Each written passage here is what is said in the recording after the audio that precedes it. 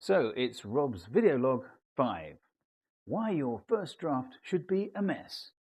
Hi, it's Rob Parnell here from my Writing Academy with this week's writing advice. Now let's talk about something that trips up a lot of writers, especially perfectionists. And that's the idea that your first draft has to be any good. Now let me say it clearly and loudly for those at the back. Your first draft should be an absolute mess. And here's why that's not only okay, it's essential. Section 1, the myth of the polished first draft. Now, somewhere along the line, many of us got this ridiculous message that real writers sit down, start typing, and boom! Magic happens on the page. They write clean, elegant prose on the first go. Wrong. Even the most successful authors that you admire, like Stephen King, Margaret Atwood, Neil Gaiman, they all write bad first drafts. Messy, sprawling, chaotic, and often kind of embarrassing. But here's the thing. You can't fix a blank page. You can fix messy. You can polish rough. But you can't revise what isn't there. Section 2.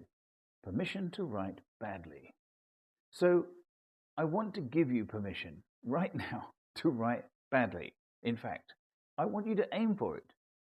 Don't obsess over grammar or whether the dialogue sounds perfect or whether the opening sentence will win awards. Just get the story down. Tell it to yourself badly if you have to. It's your story. You'll make it beautiful later.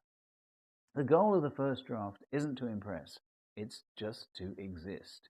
Draft 1 is for discovery. Draft 1 is where you discover the story.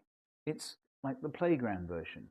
You try things out. You surprise yourself. Characters behave unexpectedly. Subplots pop up. Sometimes your villain becomes a hero.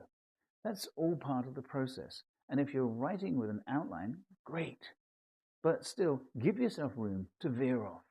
Some of your best scenes won't come from planning. They'll come from instinct, from being in the flow. So don't restrict that. Draft 1 is where the wild stuff happens. Let it. Section 4, kill your inner editor temporarily. Every writer has an inner editor. That annoying little voice that says, "This is boring. That sentence is awkward. You're just not good enough to pull this off." Ignore that voice, at least for now. Your inner editor can come back during revision. But during the first draft, shut it in a drawer. Give it a biscuit and tell it to wait. Write freely, sloppily, with joy. Section 5, word count doesn't matter, but progress does. Now, some writers swear by word count goals, like 1,000 words a day, 500 a day, whatever. Others don't care about word count at all. Here's my take. The number doesn't matter. Momentum does. Write every day, even if it's only a paragraph, even if it's only one line of dialogue. You have to keep the story moving forward. The engine has to stay warm. Because when you stop, when you stall for too long, your brain starts to forget what you were doing. Doubts creep in, and that's when people abandon projects. So write every day if you can, even messily, especially messily. Section 6, rewriting is where the real writing happens.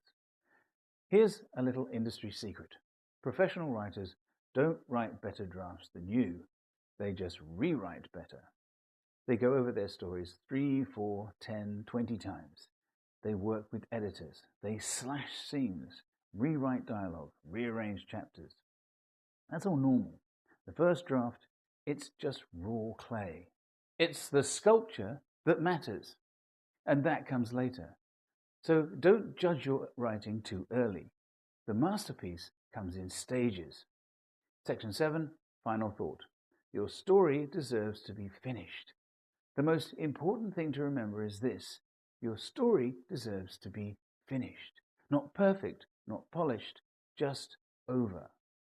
Because a finished story can be shaped, improved, and sent out into the world. An unfinished story, that stays locked inside your head forever. And, I don't want that for you. You've got stories people need to see.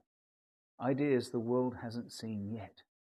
But you have to write them first. So go ahead, write that terrible first draft with typos, with messy dialogue, with plot holes and cliches, and pages that make you cringe. Because from that wreckage, you'll pull gold. Now, if you enjoyed this vlog, let me know in the comments or send me your questions. I love hearing from writers at every stage of their journey. And if you want more structure, check out my full courses on writing novels, plotting, character, theme, and more, available at Rob Parnell's Writing Academy. Until next time, keep writing.